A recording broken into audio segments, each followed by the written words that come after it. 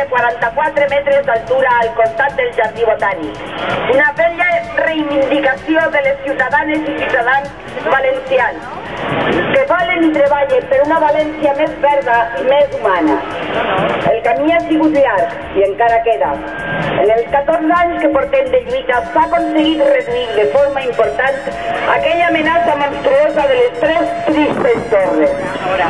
Un nou jardí, el de les Espentes, ocupa avui en dia un espai abans urbanitzable. A hores d'ara, tan sols resta una parcel·la on es pot edificar, propietat del promotor Antoni Mestre, però encara és massa.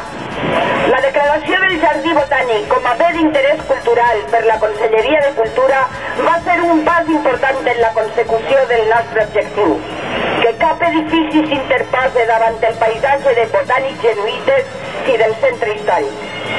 Però aquesta protecció no ha lliurat el jardí i el seu entorn d'amenaces.